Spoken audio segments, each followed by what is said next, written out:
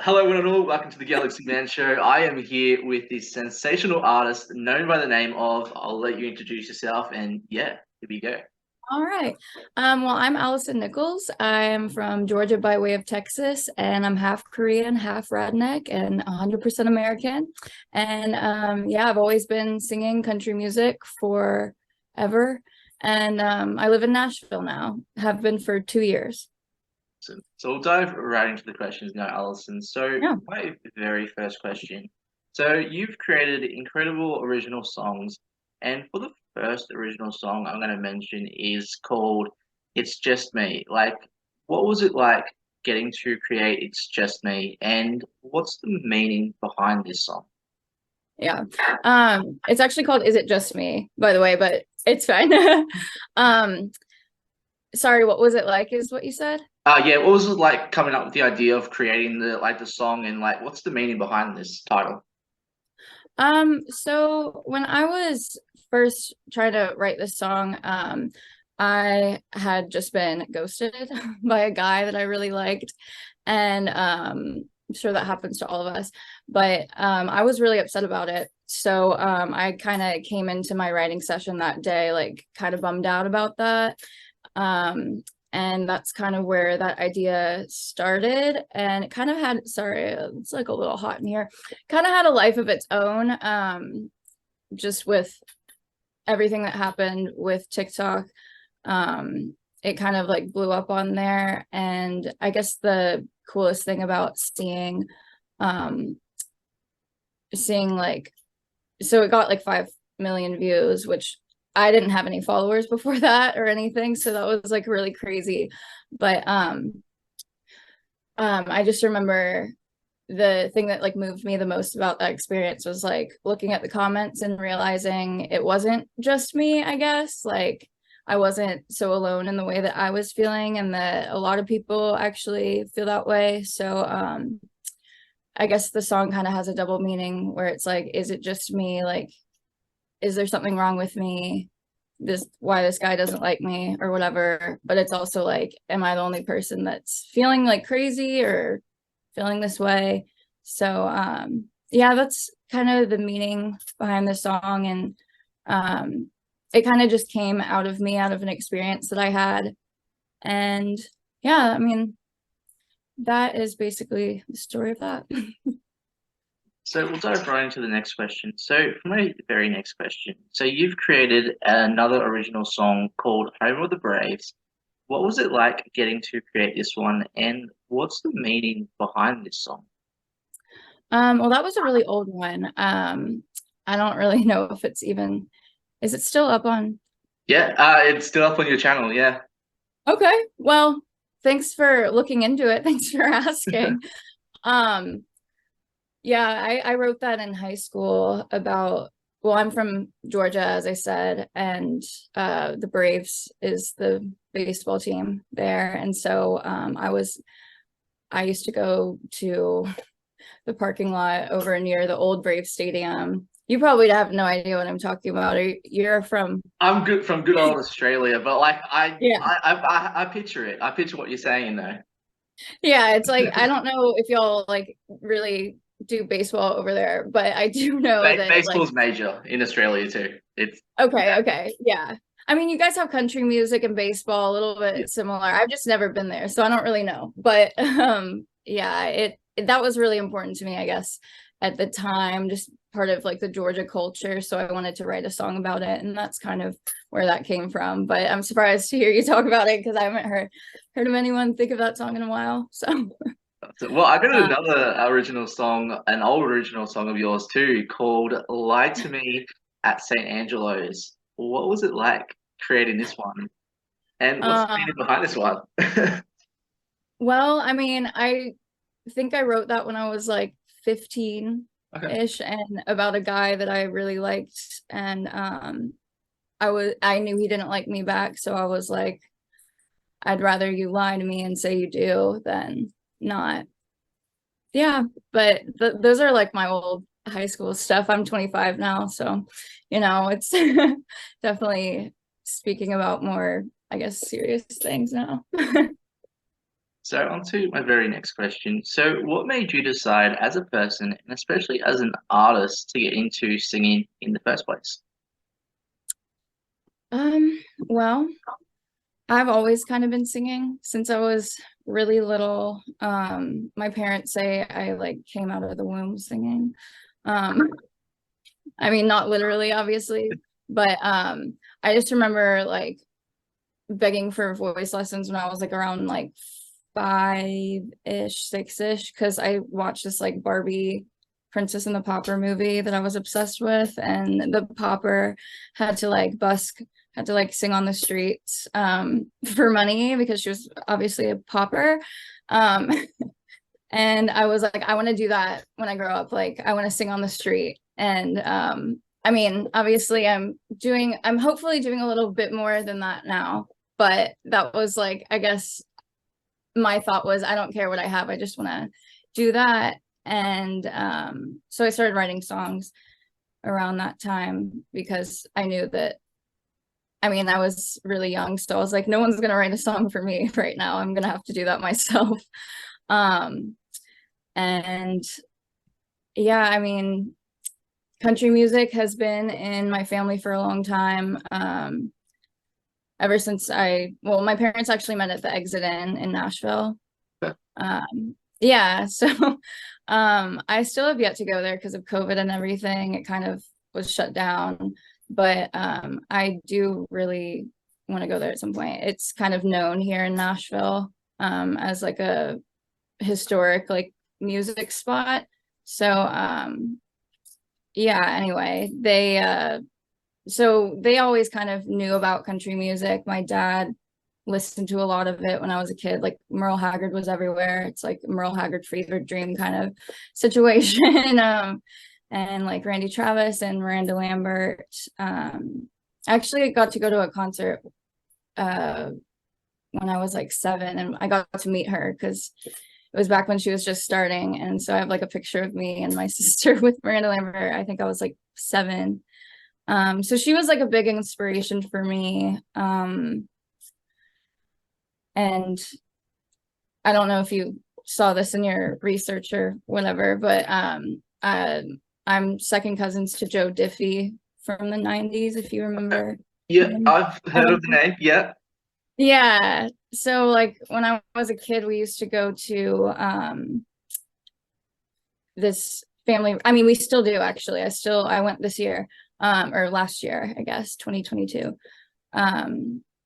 We have a family reunion in Arkansas, and the Diffies go there. And as soon as the whole family, it's like a lot of people at this family reunion too. As soon as they like found out that I was singing and playing, they, dragged me over to the Diffie cabin and were like, you need to jam with us. And just imagine like a lot of like older like men playing like banjos and stuff, and I'm just like a 10-year-old me with like my guitar, and probably like the only Asian person in sight for miles, because I mean it's just like this really small town in the South, and just making these older guys like play Taylor Swift. Yeah. Because that's what I was into at that time.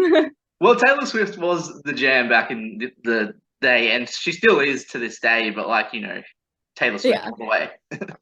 Yeah, I mean, she's the best. I feel like at the time people were like, this isn't country. And like now it's like, yeah, I mean, it is. She defined a lot of what's happening now. Yes, completely agree with you. So on to my very next question, on to like performing and things. Like, what does performing like music mean to you? Like, especially as an artist. Sorry, can you repeat that? Yeah. So what does perform like when you're performing music, like what does performing music like mean to you? Like especially at gigs and with crowds, like what does it mean to you? Um, I feel like what it means to me is like connecting with people. That is probably the most rewarding part of performing, because like as most people do, get like nervous and self-conscious a little bit still when I have to get up there, and it's like you have to think about what you're actually doing, which is like connecting to people, making people feel some type of way, hopefully.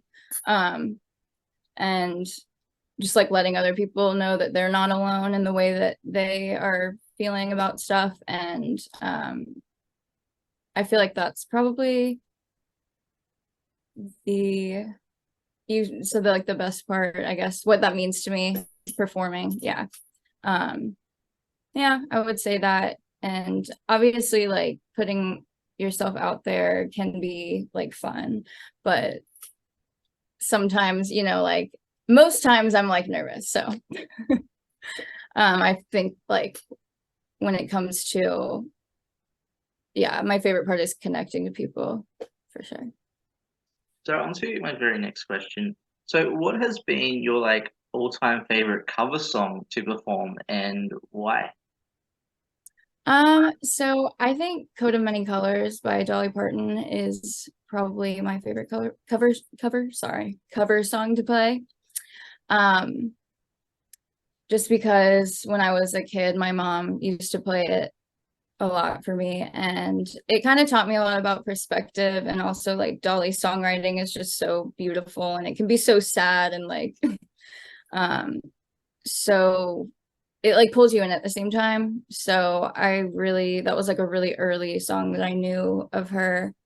And it like means a lot to me. So I do like playing that one a lot. And yeah, I think my second favorite would probably be, you didn't ask, but I'm gonna tell you anyway. Bohemian Rhapsody, because I do love, like, I play piano sometimes, and when I was in college I was like really lonely. So I like spent like the weekend like learning it like for hours, I remember, and kind of like I wouldn't say it's perfect, but I got the hang of it, and now it's like I post it from time to time. I don't really like play it out because no one wants to hear that long of a song, but yeah, sometimes I'll post it. And I love doing that because it's kind of a challenge, I guess, than just playing guitar and singing, for me I at love least. that. So on to my very next question. So if you could work with any top three music artists in the music industry, who would you want to work with and why? Um, wow, that's a good question. Who would I want to work with? Probably Hardy. Do you listen to Hardy? I've heard of these names, but it's like picturing them, you know. Yeah, no, I guess he's smaller. I mean, he's like blowing up right now, Yeah. but I guess like in the grand scheme of things, I'm over in Nashville. Okay. So I kind of like, I guess, am more, I know what's going on Yeah. more than, I guess, not more than you, but no, I'm just saying like Yeah. Australia. I don't know. I don't know. Maybe I think Oh, he's bigger than. Australia has good artists in Australia, but like you guys have way better No, I'm not artists saying in that they're not good there. I'm yeah. just no, no, no, no, no, no, no, no, no, no. No, I love Keith Urban. Okay. One of my favorite co-writers is Cherie Austin, and she's also an Aussie, so Okay. I love it. and a country singer, used to be at least. Okay. Yeah, so anyway, I got off topic there for a second. I didn't want to, No, all good. so sorry. Wasn't trying to go after the No, Australian people. all good, all good. Um but what I meant was like maybe he's not as big as like I think he is, but he is like he just did a tour with Morgan Wallen, and that's kind of how I discovered him. And my mom and I are obsessed with Hardy, so we went to his concert like last a couple months ago, and I went and saw him at the Whiskey Jam in Nashville, which was awesome. But yeah, I'm a huge Hardy fan. He does like metal country kind of, and I totally would love to see if there's anything that I could do with that. I don't know. I just think that would be cool. Or like him and like Snoop Dogg. I don't know what me and Snoop Dogg would do, but I just feel like it would be cool. Yes, I love that. So on to my very next question. So if you could go anywhere on tour, talking about countries, if you go anywhere on tour, any country in the world for your music, like where would you want to go to and why?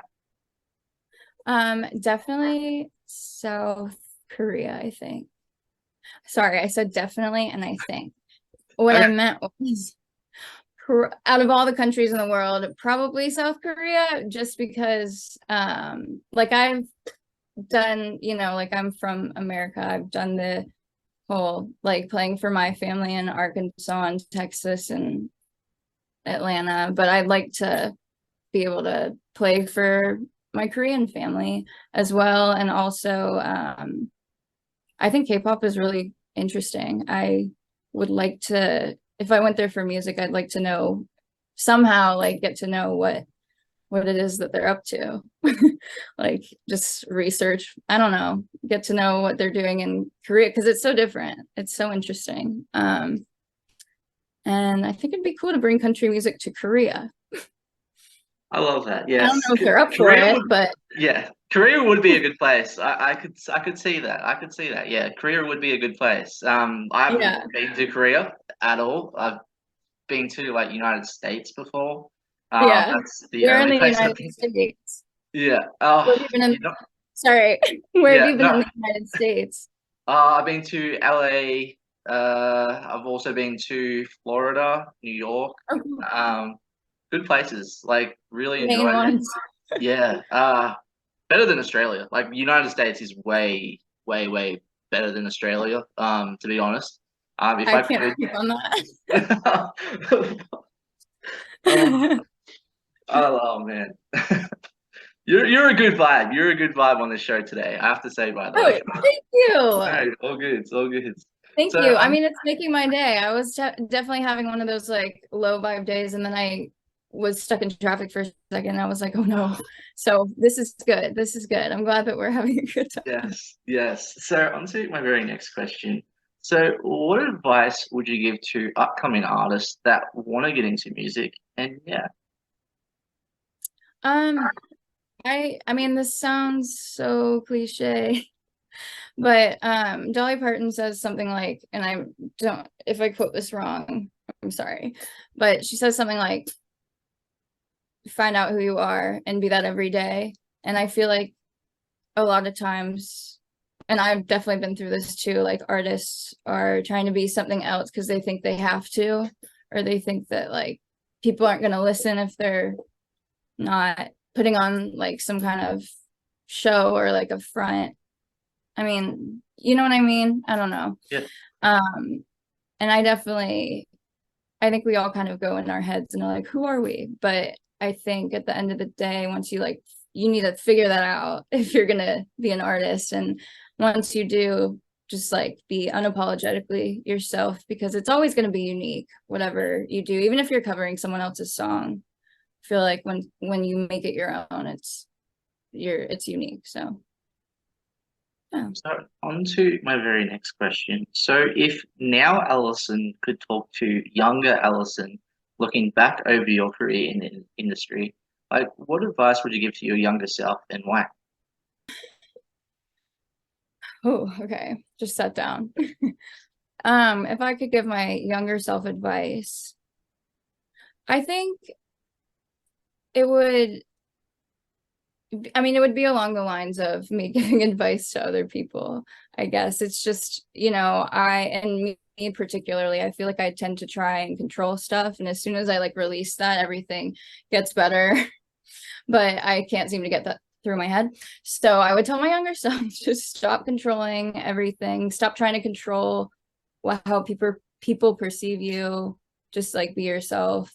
And I know that's not like you can easily just say like be yourself and like people are like, yeah, yeah, yeah.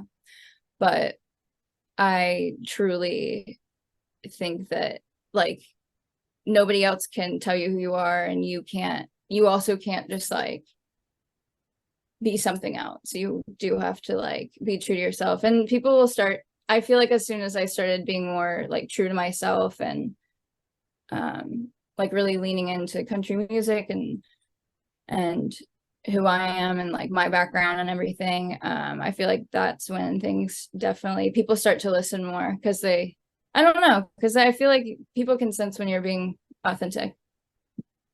So on And to my very next question. So what are the positive and negatives into the music industry, and how do you get through those like negative moments as an artist? um well, I guess like how do I get through the negative? I feel like basically is turning negatives into positives is usually my way of going about it. I would say like a negative is just, negative comments and naysayers and whatever. I feel like when I was younger, especially like in high school, there was definitely a lot more of like criticism that I was like hearing in real time kind of thing. Just I feel like I mean, I know I definitely heard here and there like, oh, like you can't like how could you be a country singer because you're Asian? And I think that's like that's I mean, that's just a kid question. I'm not like mad at anybody for saying that, but I do sorry, I lost my train of thought for a second. But um well, I got off on the tangent. Wait, where was I? Uh, positive, negatives. Oh yeah, Yeah, sorry. It's the no, all good. naysayers. I'm so sorry. The No, naysayers you're and the fine. You're negatives. fine. Um, just like I guess when I was in high school, what I was saying about that was like the negativity sometimes. And I feel like I got here and I feel a lot more like embraced in Nashville. And I think that's like, I don't know, there's a positive side to that kind of aspect of, and like now it's more like, negative comments. You're always going to see that. Like, always there's always some 12-year-old that wants to bully you online, so I definitely have seen it. And I guess you just have to kind of take it as like in that situation in particular, it's like there's one person saying that and a lot more people not, and it just sticks in your head when it's like one person. And you just have to remember that like all these social media and stuff is like a tool, it's a platform for us to actually be like discovered and that wasn't there in the past. And I think like, yeah, that's me trying to like flip it into a positive, I guess. But I mean, it really is like, yeah. So on to Sorry, I kind of like no, got confused by no, that you, question a you bit, answered that but fine. You answered that fine. So on to my very next question. So like, what's like next for you for the rest of 2023 onwards? Any projects that you have planned? um, so yes, I am right now. I'm like recording some new music. I have some like recordings I worked on a few months ago that I'm still like working on. Sorry, there's a piece of hair on my face, but I'm writing all the time. Um, so I'm kind of like, I guess, writing my next or my first album. And I mean, simultaneously the next one, because I just don't know. Like, there's a lot of songs going through me right now. And there's gonna be more announcements in the year, but if I tell you, I will have to kill you. So, but it's exciting, and I will announce like later in the year. I just can't right now, so darn. But Awesome. Well, I just want to say thank you so much, Alison. You have been, as I said, such a blast as a guest to join my show today. Everyone, definitely go support Alison. She deserves the incredible support.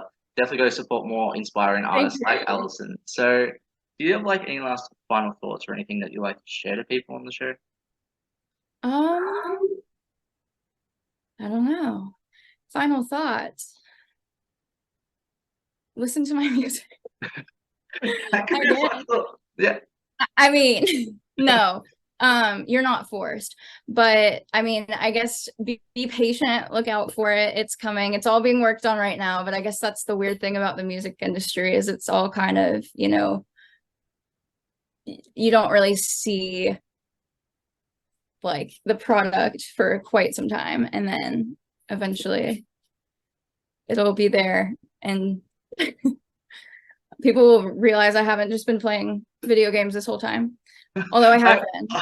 Video games? Okay, I have to ask, what video games? I have to ask. Okay, so thank you for asking. No, well, recently I've been addicted to Hogwarts Legacy because that came out on the PS5 and I'm obsessed with Harry Potter. I don't have a PS5. Okay. But my boyfriend does, so I just have been there for like the past 2 days doing that. Favorite Hogwarts house? Favorite? It's different. Is it different than the one that you're in? Because oh my God. People are like, don't tell people that, but I'm gonna tell you. I got Slytherin on the test.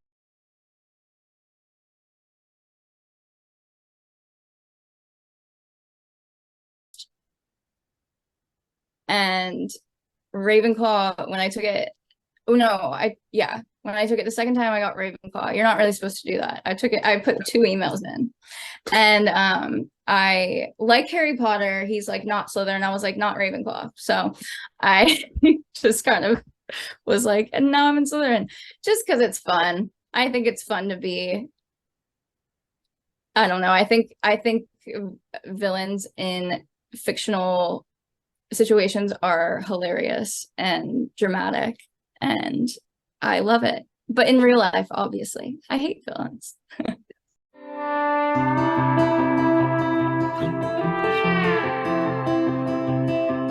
Is it just me, or are you bad at replying, or getting real good at lying? Am I the only one trying to get to the heart of this? Is it just me?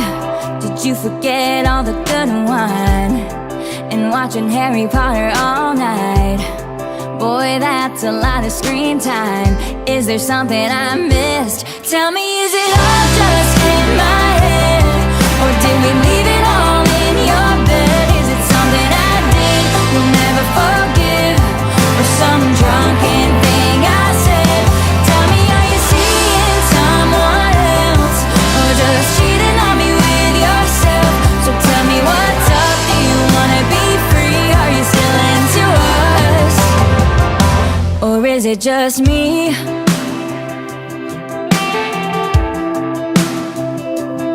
Is it just me? When there's a party at your house, you hide in your room and never come out. You know I'm there cause I'm real loud, but you just close the door. Is it just me? Or am I getting too suspicious? Like suddenly you're so ambitious, working weekends and Christmas, no time for me no more. Tell me, is it all just in my head? Or did we leave it all in your bed? Is it something I did you'll never forgive? Or some drunken thing I said? Tell me, are you seeing someone else? Or just cheating on me with yourself? So tell me what's up, do you wanna be free? Are you still into us?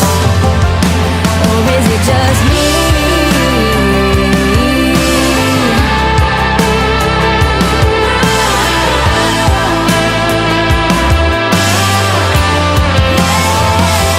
Tell me, is it all just in my head? Or did we leave it all in your bed? Is it something I did you'll never forgive? Or some drunken thing I said? Tell me, are you seeing someone else? Or just cheating on me with yourself? So tell me what's up, do you wanna be free? Are you still into us? So tell me what's up, do you wanna be free? Are you still into us?